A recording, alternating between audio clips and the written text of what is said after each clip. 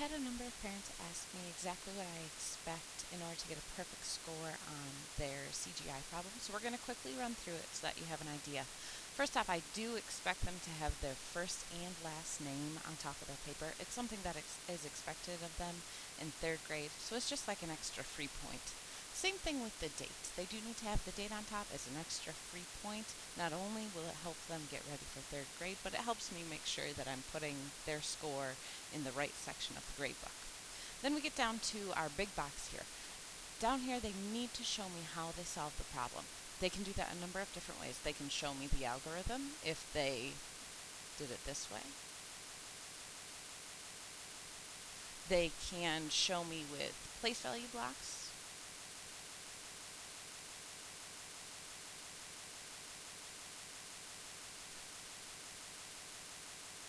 They can show me that they used counters. I'm not going to draw that all out. Or if they use their hundreds chart, they could draw a simple little hundreds chart and then put 64 wherever it belongs and say I counted back to 22. Something like that. Then we get down to the written problems. They need to tell me what they did. They can say they either added or subtracted. I subtracted in this instance. But even if their equation shows that they subtracted, if they're thinking about addition in their head and they can explain why, that would still be a correct answer. So for me, I subtracted because, and you can't have an answer of just, it's easier, or that's how I thought about it. I need to know why in the problem you had that idea that you should subtract. So I subtracted because I needed 64 dugouts at the end and started with 42.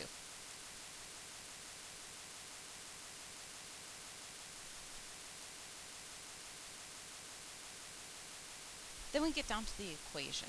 This is where if it is not a correct answer, they will get it marked wrong, even if the equation makes sense. But there are many different ways that they could have written their problem. They can do an addition problem.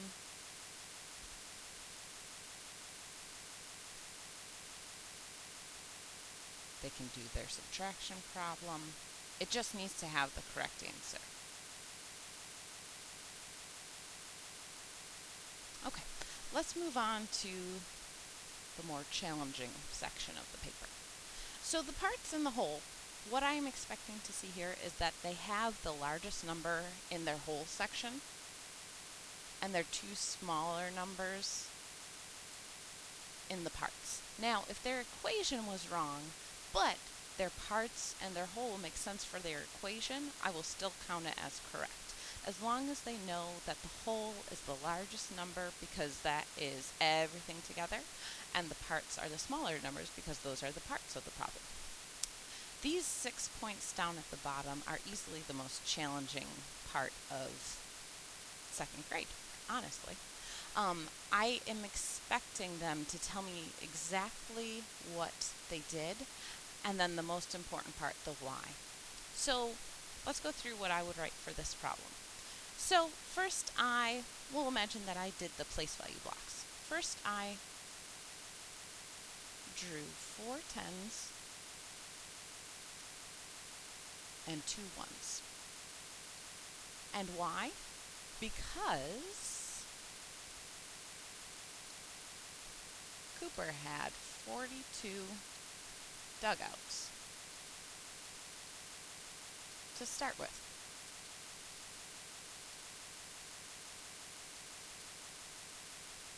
Then I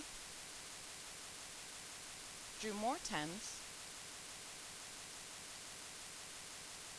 until I got to 60. Because I needed 62 dugouts at the end. Oh, I didn't need 62, I needed 64.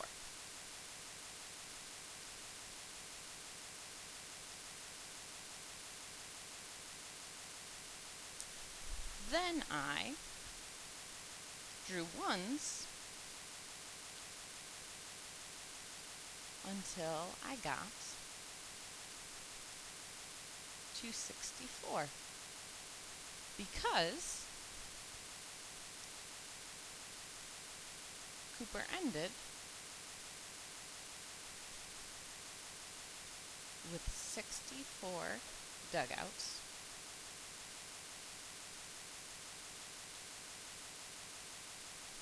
and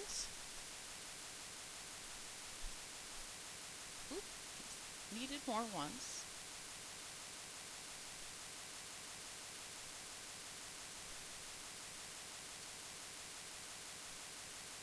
To get there.